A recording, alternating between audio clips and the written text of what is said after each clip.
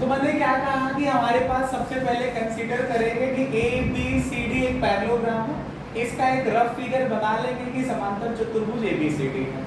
ठीक है, इसके तीन वर्टेक्स दिए हैं, तीन शीर्ष दिए हैं। ए का कोऑर्डिनेट है 6,1, वर्टेक्स बी का कोऑर्डिनेट है 8,2 और सी का कोऑर्डिनेट है 9,4। फिर कह रहे हैं कि E is the midpoint of A is the midpoint of CD। E जो है, आप क्वेश्चन की लाइन को पढ़िए, E is the midpoint of CD। जो E है वो CD का मिडपॉइंट है। तो आपको D तो पता ही नहीं है और CD का मिडपॉइंट की बात कर रहे हैं। तो सबसे पहले आपका परम कर्तव्य बनता है कि D का कोऑर्डिनेट निकाला जाए। जब D का कोऑर्डिनेट निकल आएगा, क्योंकि क्वेश्चन पढ़िए, इन्होंने कहा है कि E is the midpoint of CD। E जो है वो CD का मिड पॉइंट है, लेकिन आपको D का वर्टेक्स नहीं पता है, D के निर्देशांक नहीं पता है। बात समझ पा रहे हैं? तो सबसे पहले D का वर्टेक्स, मतलब जो वर्टेक्स D है उसका कोऑर्डिनेट निकाला जाए, मतलब जो शीर्ष D है उसका निर्देशांक निकाला जाए। तो उसको निकालने का आप मैं पहली बार ऐसा क्वेश्चन नहीं करने जा रहा हूँ। ऐसे क्वेश्चन मैं आपको डिस्टेंस फार्मूले से, दूरी के सूत्र से समझा चुका हूँ। फिर जब हमने आपको मिड पॉइंट निकालना समझाया है तो वहां से कम ऐसे 4-6 क्वेश्चन में बता चुका हूं जिसमें पैरेललोग्राम के 3 वर्टेक्स दिए होते, चौथा निकालना होगा। ठीक है, तो चौथा वर्टेक्स को हमने मान लिया कि x, y है। आपको x, y पसंद है तो ले लीजिए, नहीं पसंद है तो a, b ले लीजिए। कुछ तो पसंद हो गई होगा। तो क्या पसंद करते हैं हम लोग? चलो x, y नहीं लेते हैं आज हम कुछ नया करते हैं, a, b कंसीडर कर लेते हैं। ठीक है, पहले लिखिएगा late A 6,1, B 8,2, C 9,4, C 9,4 are the vertices of parallelogram ABCD।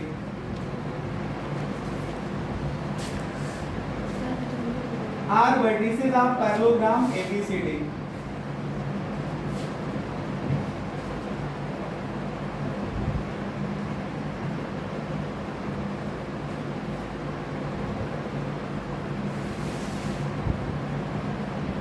Let आगे फिर लिखिए, माना late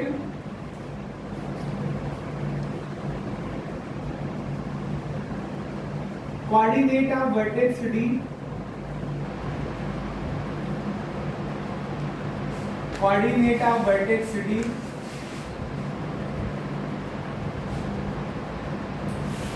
is A, B is A, B। तो D का वर्टेक्स भी मैंने मान लिया। ठीक है, बात समझ गए होंगे सब लोग। तो अब D का वर्टेक्स निकालने का हमने आपको मेथड समझाया है।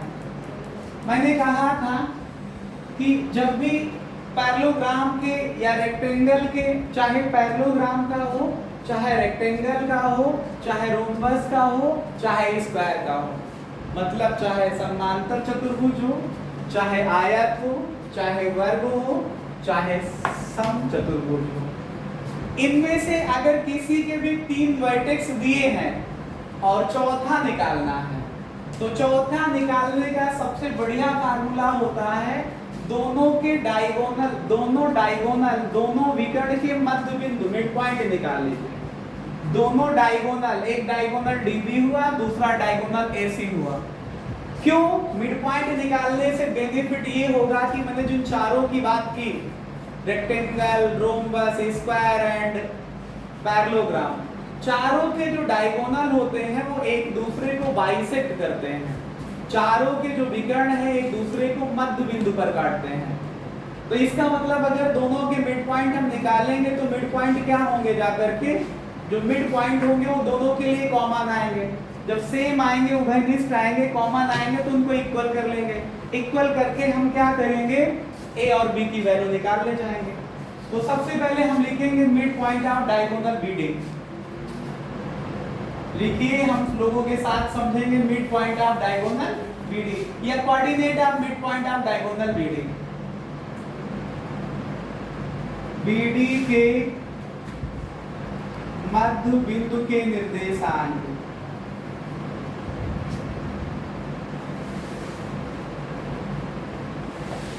मिड पॉइंट का फार्मूला लगाएंगे, क्या आएगा?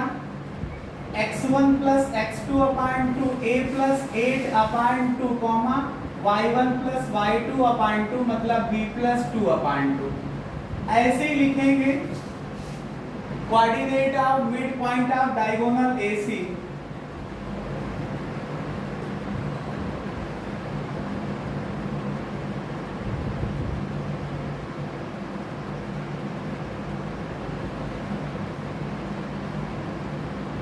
Coordinate of mid point of diagonal AC। Diagonal जो AC है ना, उसके मिड पॉइंट के हम क्या करेंगे? कोऑर्डिनेट लिखेंगे। उसके मिड पॉइंट के क्या करेंगे हम लोग? कोऑर्डिनेट लिखेंगे। तो AC का मिड पॉइंट देखिए, A से C को आप लोग मिला दीजिए, इसका मिड पॉइंट निकालिए AC का। तो 6 प्लस 9 9 6 15 बटे 2 कॉमा 1 प्लस 4 मतलब 5 बटे 2। x1 प्लस x2 अपान 2 तो 9 प्लस 6 अपान 2 और y1 प्लस y2 मतलब 1 प्लस 4 अपान 2। अब लिखेंगे since we know that, Hindi English वाले सब लिखेंगे कि since we know that diagonals of parallelogram bisect to each other. Since we know that diagonals of parallelogram bisect to each other, so that Hindi वाले लिखेंगे चूंकि हम जानते हैं, हिंदी वाले लिखेंगे चूंकि हम जानते हैं कि समांतर चतुर्भुज के विकर्ण एक दूसरे को समद्विभाजित करते हैं। इसलिए बाइसेक्ट करने का मतलब जहां पे ये दोनों एक दूसरे को कट कर रहे हैं ना, इसका मतलब ये हुआ कि जैसे इस पॉइंट को अगर हम मान लो O कह देते तो जितना AO होगा उतना OC होगा, जितना OD होगा उतना, जितना AO होगा AO और OC बराबर होंगे और यहाँ पे OD और OB बराबर होंगे। इसका मतलब तो O जो होगा वो AC का भी मिड पॉइंट हुआ और यही O जो है BD का मिड पॉइंट हुआ। तो ये कोऑर्डिनेट किसके निकले हैं? O के ही तो निकले। अगर ये O के कोऑर्डिनेट है तो एक व्यक्ति के दो नाम हो सकते हैं लेकिन दोनों बराबर हैं। जैसे किसी मान लो किसी का नाम रमेश है, उसी का नाम घर का रामू है, तो रामू रमेश सेम है, वो व्यक्ति एक ही है। बात समझ पा रहे हो? वैसे ही ये जो मिड पॉइंट के कोऑर्डिनेट निकले हैं ये दोनों क्या हैं? ये सेम है। इसका मतलब ये हुआ कि 8 plus a plus 8 upon 2 comma b plus 2 अपान 2 जो है ये किसके इक्वल होगा? 15/2 कॉमा 5/2 के इक्वल होगा।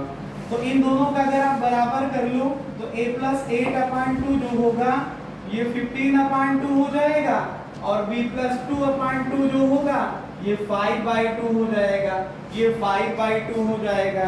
समझ पा रहे हैं? यहाँ से सॉल्व करिए, इस 2 से 2 को कैंसिल कर सकते हो, यहाँ भी ये 2 से 2 कैंसिल हो जाएगा। तो a प्लस 8 बराबर 15 है, तो यहाँ से ट्रांसफर करिए की वैल्यू क्या आएगी? 15 माइनस 8 मतलब 7 लिख सकते हो। यहाँ से देखिए b प्लस का 2 5 के इक्वल है, तो b की वैल्यू क्या आएगी? 5 माइनस 2 मतलब 3 आ जाएगा। तो पॉइंट क्या आ जाएंगे? a के क्वार्ट जो आपके पास ही a और b की वैल्यू आ गई वो 7 और 3 आई है। a की वैल्यू 7 आई और b की वैल्यू 3। 8 7 15, हाँ ये 3 प्लस 2 5 सही है, ठीक है। अब देखिए हमारा काम अभी कुछ हुआ नहीं है, हमारा टारगेट ये नहीं था, d हमें निकालना टारगेट में नहीं था, लेकिन जो टारगेट था उसके लिए d निकालना जरूरी था। हमारा टारगेट क्या था?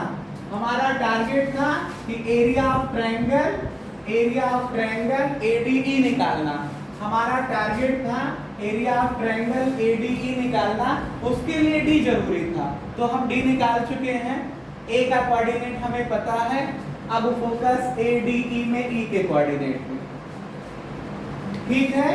ये कईयों क्वेश्चन का जो है कंपाइल फॉर्म है, दो तीन क्वेश्चन इसमें आ रहे हैं। अब ई जो है वो CD का मिड पॉइंट है, यहाँ कहीं पे होगा ई, तो लिख लीजिए कि अकॉर्डिंग टू क्वेश्चन, प्रश्नानुसार E is mid point of CD। E जो है CD का मध्य बिंदु है। E is mid point of CD, तो इसका मतलब कोऑर्डिनेट ऑफ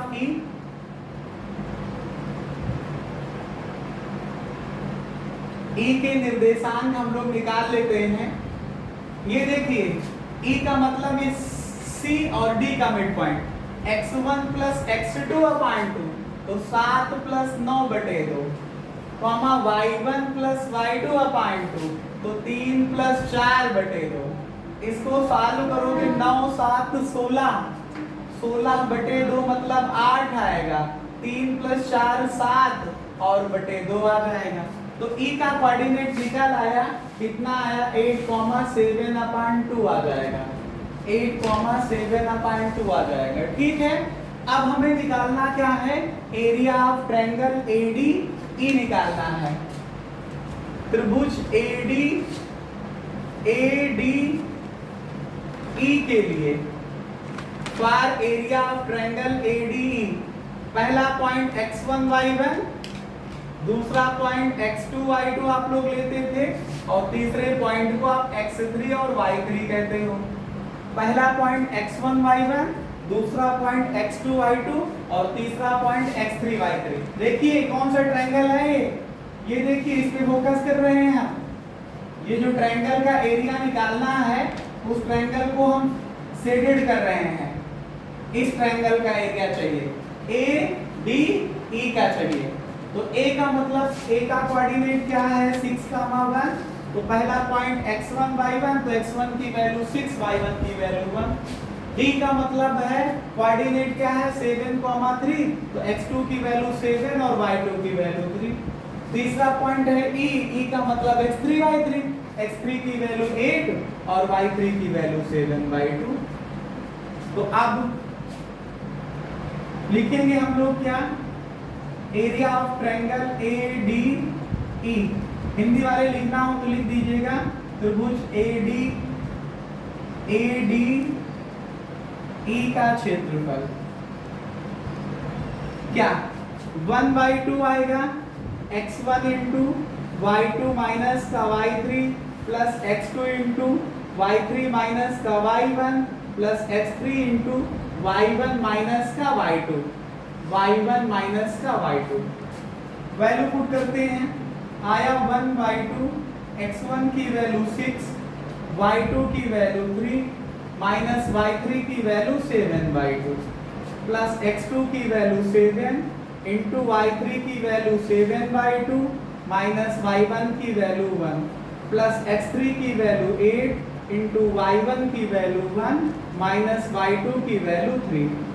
इसको सॉल्व कर लीजिए, आएगा 1/2, 6 इंटू, इसको सब्ट्रैक्ट करिए, 3 माइनस 7/2, ये 3 दूनी 6 माइनस 7, 6 माइनस 7 माइनस 1 और बटे में आया 2 प्लस 7, 7/2 माइनस 1, ये 2 आ जाएगा, 7 माइनस 2 मतलब 5 और बटे 2। फिर आ जाएगा हमारे पास प्लस 8 और 3 माइनस 1 माइनस का 2, ये सॉल्व कर लेंगे हम लोग, मल्टीप्लाई कर लेंगे। तो आप देखेंगे आया 1/2, ये इससे कैंसिल कर सकते हो, माइनस का 3 आ जाएगा। कितना आ जाएगा ये माइनस का 3, समझ पा रहे हैं आप लोग कैसे, ये माइनस का 3 और ये कितना आएगा, इसको मल्टीप्लाई करिए, 7 × 35/2 और ये प्लस माइनस मल्टीप्लाई करिए तो माइनस का 8 दूनी 16। ये आया हमारे पास 1/2, माइनस 3 माइनस 16 मिलके माइनस का 19 और प्लस का 35/2। इसको यहाँ 1 माने, 19 दूनी 38, 19 दूनी 38 माइनस का 38 और प्लस का 35, तो कितना आ जाएगा माइनस का 3 और बटे में कितना 2। ठीक से देखिए, 19 दूनी 38 माइनस का 38 और प्लस का 35, माइनस का 38 प्लस का 35 माइनस का 3/2। इसको सॉल्व करिए, मल्टीप्लिकेशन है, 1/2 से इसमें करिए 1 को -3 में करेंगे तो -3 और 2 2 4।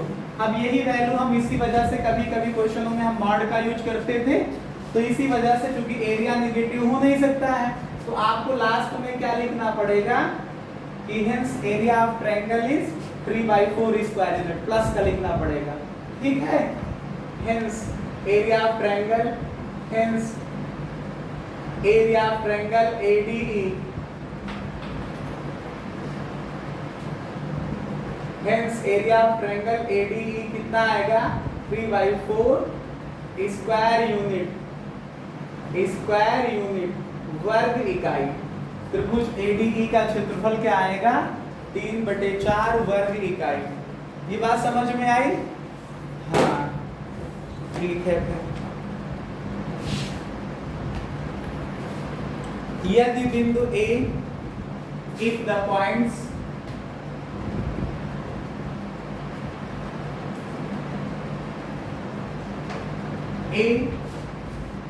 A का कोऑर्डिनेट लिखिए 1, -2, B का लिखिए 2, 3, C का लिखिए A, 2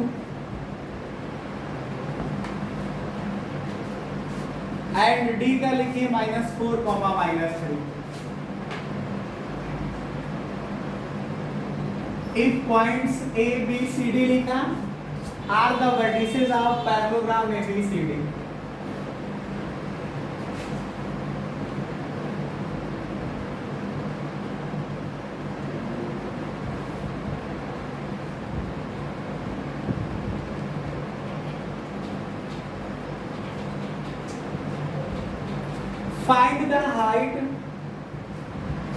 Find the height of parallelogram corresponding to the base AB।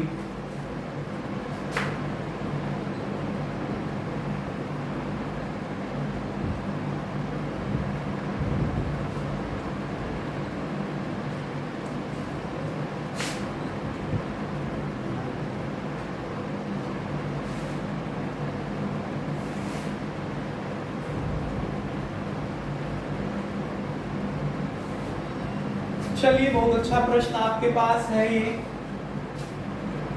बहुत ही सुंदर प्रश्न लेके आए हो। Also find the value of A लिख दीजिए। Also find the value of A, A का मान भी ज्ञात कीजिए। इसको सॉल्व करता हूं। एक हमारे पास ये पैरेललोग्राम है ABCD नाम का, ये A है, ये B है, ये C है, ये D है, ठीक है। A का कोऑर्डिनेट है 1, -2, B का है 2, 3, C का है A, 2 और D का -4, -3। देखिए फिर समझिए, आपको C में ही तो A है, ये इसको निकालने के लिए फिर आप डायगोनल को ड्रा करिए।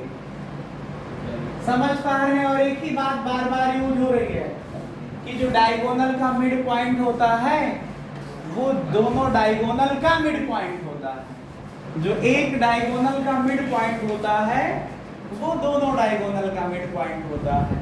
मतलब चाहे पैरेललोग्राम हो, चाहे रेक्टेंगल हो, चाहे रोम्बस हो, चाहे स्क्वायर हो, दोनों का जो डायगोनल है, विकर्ण है, वो बाइसेक्ट करता है।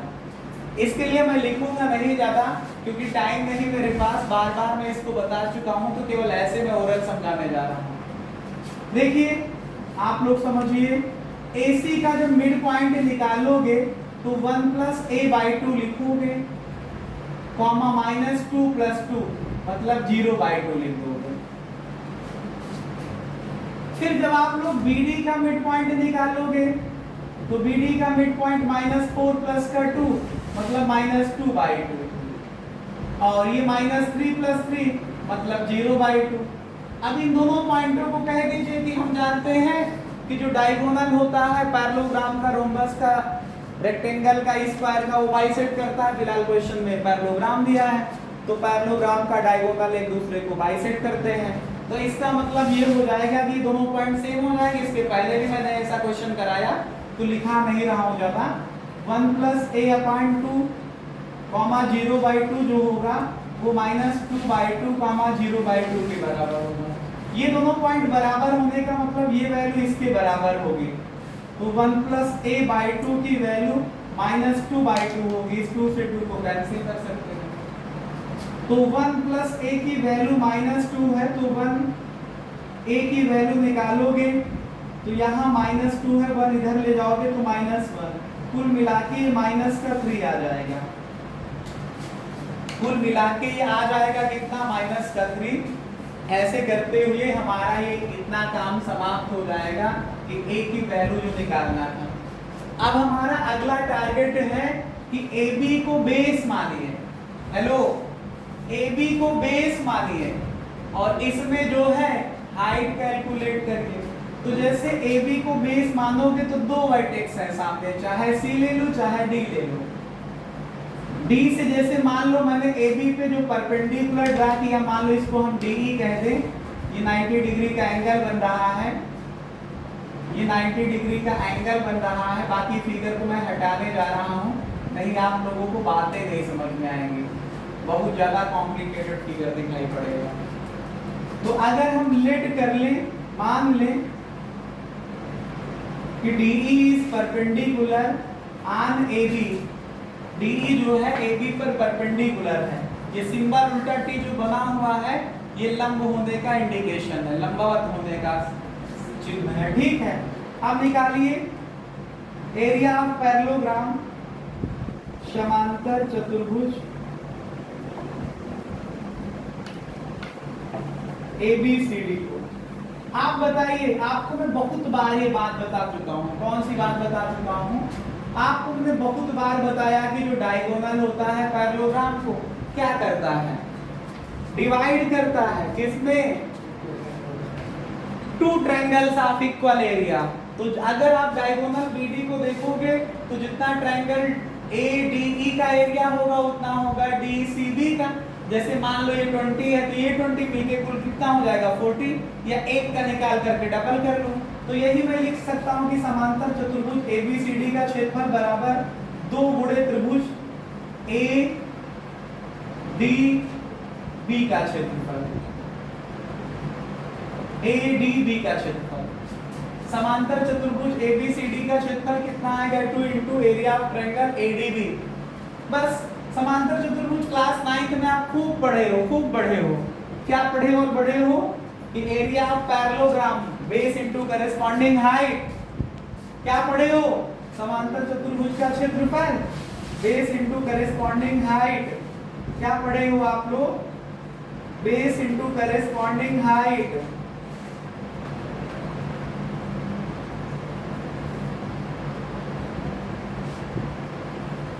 क्या आएगा, 2 इंटू एरिया ऑफ ट्रायंगल निकालने के लिए ADB है, ये फार्मूला लगा दीजिए, area 1/2 x1 into y2 minus y3 plus x2 into y3 minus y1 plus x3 into y1 minus y2। ठीक है। अब यहाँ पे बेस कौन है? AB। बेस का मतलब आधार, करेस्पॉन्डिंग हाइट का मतलब संगत ऊंचाई, हम हिंदी वाले पढ़ते हैं। ये 2 से 2 काट दीजिए आप लोग, ठीक है।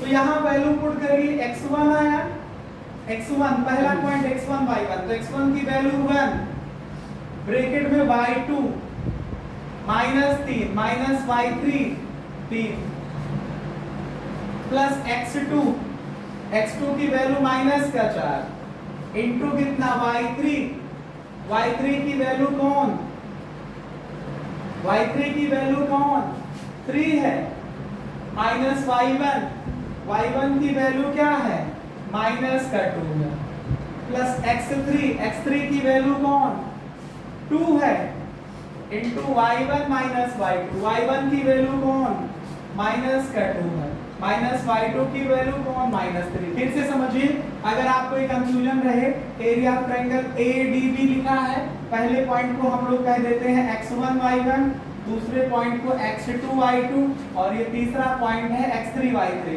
फिर से देख लीजिए, x1 का मतलब 1 हुआ, ये लिखा मैंने, y2 माइनस y3, y2 का मतलब -3 ये लिख दिया, माइनस का साइन लगाया, y3 की वैल्यू 3 लिख दिया, प्लस x2, तो यहाँ पे प्लस आप चाहो तो लगा सकते हो, माइनस का x2 की वैल्यू 4 लिखा इंटू y3 3 माइनस y1 की वैल्यू माइनस का 2 प्लस x3 की वैल्यू है हमारे पास 2 इंटू y1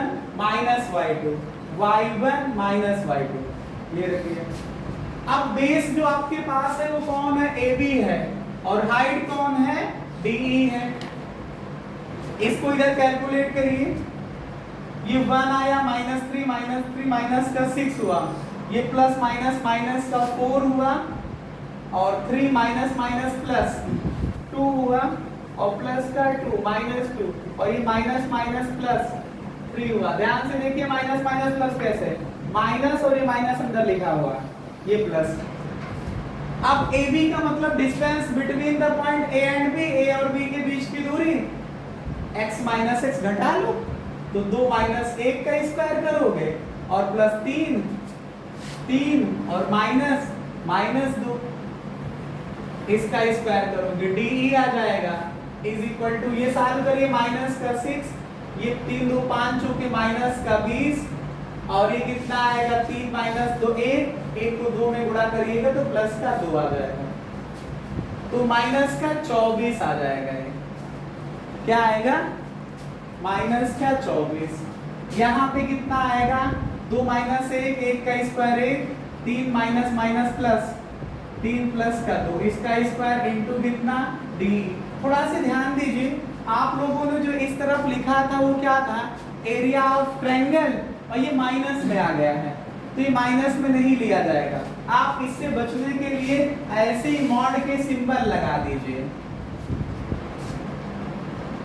जो भी आएगा मॉड लगा दीजिए। जब ऐसी समस्या आए जब माइनस में दिखाई पड़ जाए, प्लस में आ रहे तो कोई दिक्कत नहीं। इसको सॉल्व करोगे, 1 का स्क्वायर 1 आएगा, 3 + 2 5 स्क्वायर 25 आ जाएगा अंडर रूट में, इंटू कितना, DE बराबर ये 24 आ जाएगा। तो यहाँ से जब DE निकालोगे 24 बटे अंडर रूट 26 आ जाएगा। अंडर रूट नीचे से हटाने के लिए अंडर रूट 26 से ऊपर नीचे आप मल्टीप्लाई कर दीजिए, तो आएगा 24 गुणे अंडर रूट 26 बटे 26, अंडर रूट 26 आ जाएगा। इसको सॉल्व करिए, 2 से काटिए, 12 बटे 13 अंडर रूट 26, इसी को आगे लिख दो इकाई या मात्रक या यूनिट, यही होगा ला करके। कल भी आप लोगों को अगर याद हो तो क्वेश्चन का फाइनल आंसर यही आया था, जो मैंने इस तरह का क्वेश्चन कराया था, सेम आंसर था। इस तरह से करते हुए हमारा ये टॉपिक जो कोऑर्डिनेट ज्योमेट्री नाम का था, 35-40 पार्ट में मैंने इसको पूरा कर दिया है। अगला टॉपिक जो हमारा है वो कल स्टार्ट करेंगे हम, ट्रायंगल लेसन। आप लोग ट्रायंगल की बेसिक बातें सीख करके आएंगे, जैसे ट्रायंगल होता क्या है, ट्रायंगल कितने प्रकार का होता है, ट्रायंगल में जो आपने क्लास 9 में थ्योरम्स वगैरह पढ़ी हैं वो आप सीख करके आएंगे। वहाँ के बाद हम आपको जो यहाँ पे ट्रायंगल है उसके बारे में समझाएंगे, ठीक है। तो ऐसे करते हुए ये हमारा कोऑर्डिनेट ज्योमेट्री का टॉपिक समाप्त है। कल हम पढ़ेंगे ट्रायंगल के बारे में, त्रिभुज के बारे में, ठीक है।